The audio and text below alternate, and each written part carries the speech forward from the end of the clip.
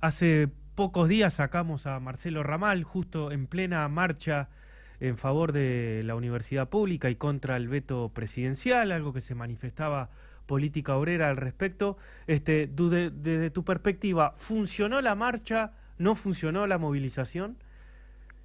Bueno, es evidente que el gobierno de Milei no va a ser derrotado por una o dos movilizaciones. Lo importante de la movilización del otro día es que manifieste un espíritu de lucha, es una experiencia respecto a lo ocurrido en abril, desarrolla una conciencia política. Por ejemplo, es significativo que varias facultades de la UBA y de algunas provincias, por ejemplo en San Luis, se hayan ocupado por 36 horas en apoyo a los trabajadores del Hospital Laura Bonaparte. Sí. Esto marca toda una evolución. En el momento político que vivimos, estos desarrollos son fundamentales, porque van poniendo un freno a la ofensiva del gobierno, van desarrollando una experiencia, una nueva generación entra en la lucha y se forma en organizarse, en actuar, en capacidad de discutir. Es decir, si Milei es un desafío estratégico contra los trabajadores, el proceso de derrotarlo también adquiere esta complejidad. Ya no estamos más en diciembre de 2023, ni estamos en el primer trimestre de este año. La situación ha cambiado considerablemente en cuanto a la comprensión que tienen los trabajadores y su disposición, digamos, a manifestarse, a actuar. ¿Y qué propone Política Obrera ante este contexto? ¿Es voltear a Milei? No, bueno, todas las cosas hay que saber en qué momento hay que plantearlas. Sí. Lo que hay que hacer ahora es desarrollar con fuerza las movilizaciones por las reivindicaciones que hay planteadas. Vamos a tomar el caso del hospital. Sí. Este hospital no se tiene que cerrar, tiene que ser derrotada la camarilla de Lugones. El ingreso de Lugones al Ministerio de Salud es un golpe de Estado, porque una camarilla vinculada al sanatorio Güemes se ha apoderado de la rienda del Ministerio de Salud. Es decir, directamente una camarilla de la salud controla el Ministerio de Salud.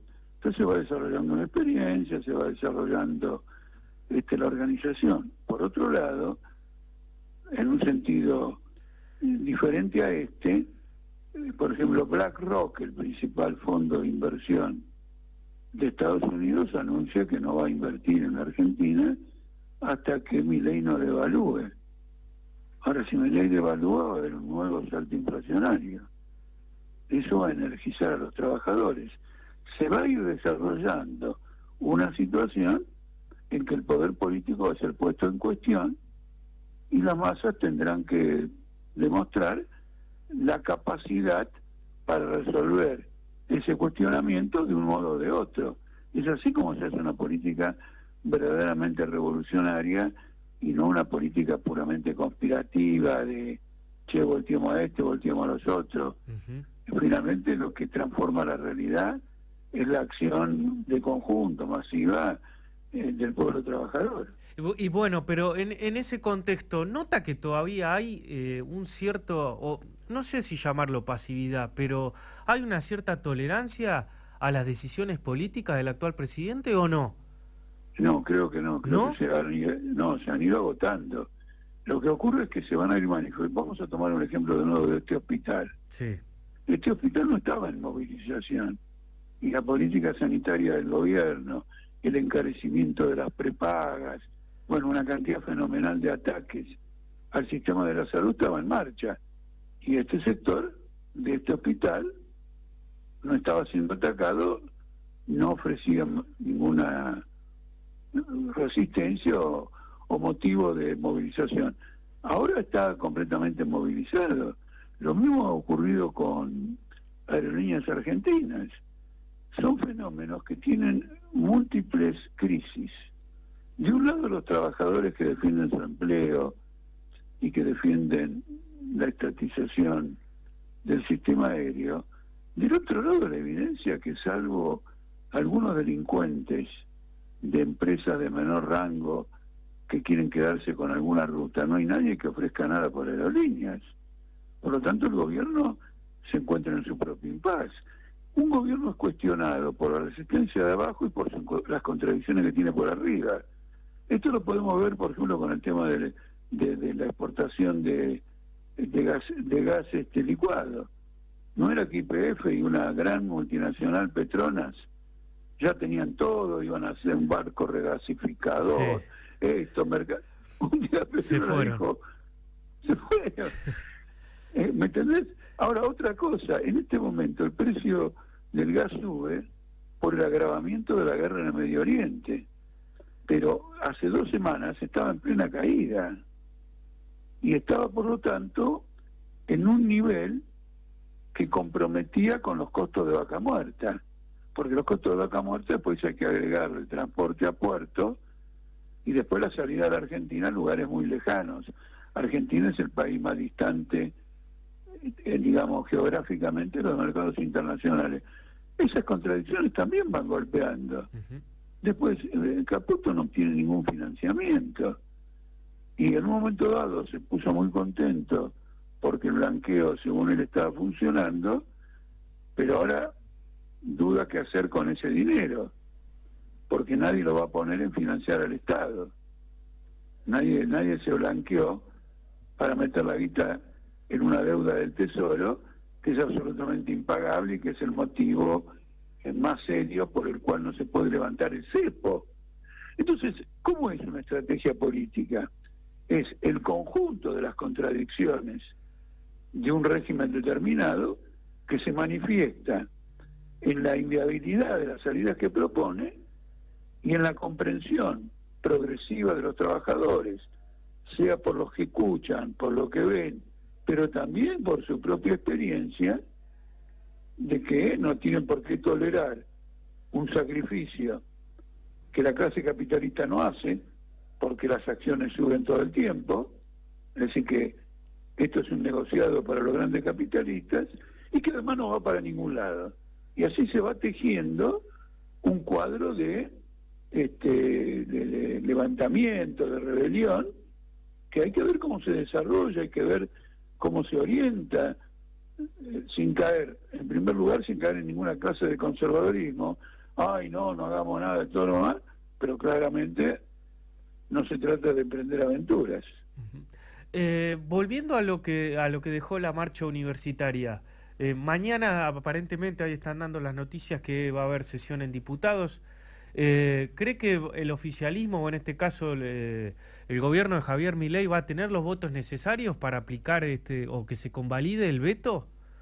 Mira, yo no estoy en el Congreso y no sé cómo porotean los votos. Sí. No sé qué es lo que Milei le prometió a Macri. O las consecuencias post-veto, ¿no? ¿Cuál será? Y las consecuencias por veto. Uh-huh. De todos modos, sí. Quiero hacer una advertencia. Incluso si la ley se aprueba, yo te lo conozco y te lo voy a contar con una experiencia personal. Y si se aprueba, tampoco va a pasar nada por arriba. Milei ya dijo que va a ignorarlo y va a aprovechar que simultáneamente se discute el presupuesto 2025 para que el tema termine en el presupuesto 2025, en donde va a haber una disputa, gastos universitarios, esta provincia que quiere este gasto, el otro. Es decir, lo va a disolver en otro tema, que es el presupuesto de 2025, lo va a ignorar. La democracia en Argentina y en numerosos países tiene un conjunto de reglas que van en contra de cualquier criterio democrático. Uh-huh. Por ejemplo, las 2 cámaras pueden aprobar un proyecto, pero si el Poder Ejecutivo no lo reglamenta, no se pone en marcha. Yo te cuento, estando en la legislatura de la capital, de la ciudad de Buenos Aires, yo logré, contra el interés de todos los demás diputados, durante 10 horas de debate, que fuera aprobada la entrega de una vacuna contra la hepatitis a los menores de 12 años en forma gratuita. Fueron 10 horas de debate, fue una lucha encarnizada, el gobierno llamando por teléfono a los diputados para que no la aprueben. Bueno, A la 1 de la mañana, un debate que empezó a las 3 de la tarde, a la 1 de la mañana, este proyecto, que ya había sido aprobado en la Comisión de la Salud, donde yo estaba, por eso llegó al recinto para ser votado, terminó siendo aprobado por unanimidad. ¿Qué hizo el gobierno? Lo ignoró. Nunca lo reglamentó. Nunca, porque vos te das cuenta cómo es. Sí. Vos aprobás que se lo den a los jóvenes, menores de 12 años, la vacuna. ¿A dónde tienen que ir? ¿Quién los atiende? ¿Dónde es? ¿Qué personal se asigna para eso? Tienen que adoptarse una serie de disposiciones. El Ejecutivo no las adopta y hunde una ley aprobada por unanimidad. ¿Me entendés? Que es el orgullo más grande mío, porque al comienzo de la sesión, por la presión del gobierno, las bancadas en aquel momento de la Alianza y del peronismo habían llegado a un acuerdo de reenviarlo a comisión y no aprobarlo. Y yo me juré que ese proyecto iba a ser aprobado, porque no iba a permitir que los niños menores de 12 años no pudieran tener esa vacuna. Fue una de las batallas que yo más orgulloso estoy en mi vida, pero ahí tenés, el tipo las ignoró. Bien. Ahora, al final, algunos años después, los niños hoy tienen la vacuna contra la hepatitis. La hepatitis A la tienen ya, gratis. Todos los que estaban en contra mentían. Se los demostré y al final, bueno. Pero ahí mismo el gobierno logró ignorar la ley. Esto puede ocurrir ahora también, con lo cual quiero advertir contra la demagogia de los rectores y todo lo demás, que son todas camarillas, que operan en el Congreso, que operan acá y todo lo demás, y que además, bueno, viste que hay una crisis con la auditoría de las universidades. Sí. De un lado porque hace varios años que no las auditan, y de otro lado porque no se ponen de acuerdo en completar el elenco de la Auditoría General de la Nación, que es otro ámbito. Bueno, esta es la democracia. Ahora, funciona rapidísimo para mandar el oro afuera. El Banco Central, que nadie lo eligió, nadie lo votó, se llevó $5.000 millones de oro al exterior. Y ahora capaz que la Argentina lo pierde porque lo reclaman una cantidad de fondos buitres que tienen litigio con Argentina. Caputo manda sin ningún control, y todo el Congreso, todos los votos con boleta única, boleta doble, boleta de 10.000 colores, no sirven para nada para imponer la soberanía popular. Sí, no me había percatado en esa situación de que cómo distrae, ¿no? En esto de que ya salió un fondo buitre a reclamar y a embargar el oro argentino, algo que... Sí, bueno, salió, lo publicó hace, hoy que es 10, lo publicó hace 10 días, 9 días, Infobae. Bien, ¿y cómo está observando esto de que a mí me extraña la pasividad, ¿no? Tanto de una parte de la población, y sigo insistiendo con eso, y también más que nada de la CGT en estas circunstancias. Bueno, la CGT, hay que entender una cosa. Nosotros tenemos la costumbre en los medios, que es la forma que tienen de analizar las cosas.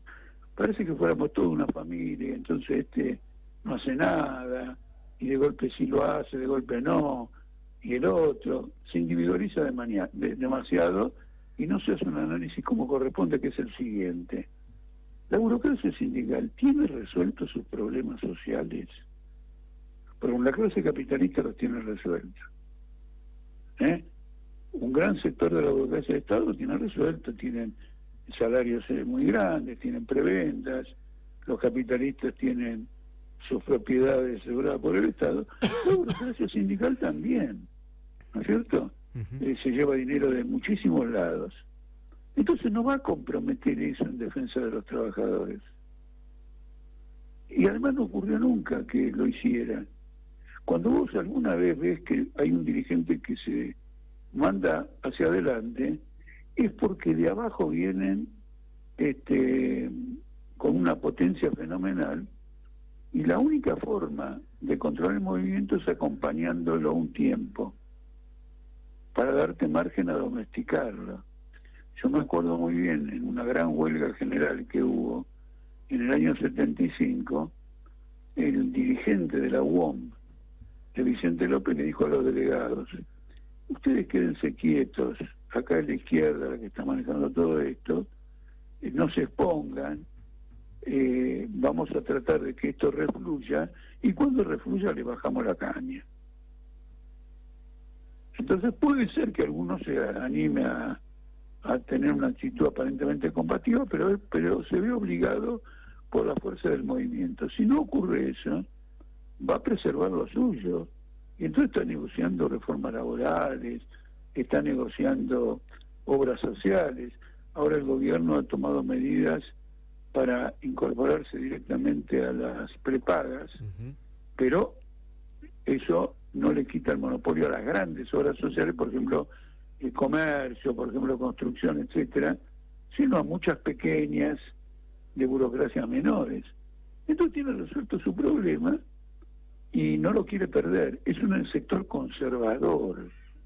Fíjate, la burocracia sindical se incorporó a la privatización de las jubilaciones cuando Menem impuso las AFJP y llegaron a tener acciones en esas empresas.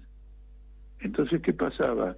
El banco que manejaba las AFJP le convenía tener la burocracia sindical en esa AFJP porque la burocracia sindical le reclutaba afiliados que aportaran para su jubilación.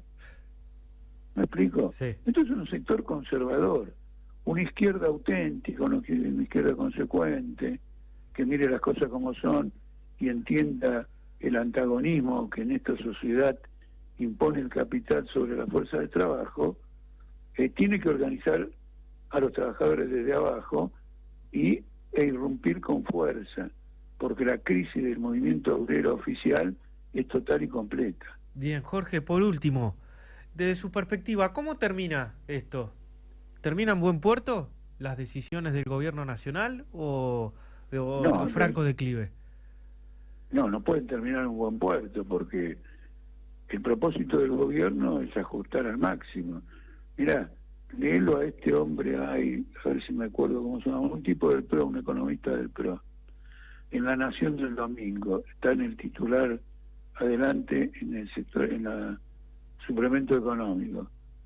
Se queja y dice, pero si metemos la ley de los jubilados, metemos la ley de las universidades, metemos esto, juntamos todo esto, tenemos una crisis fiscal.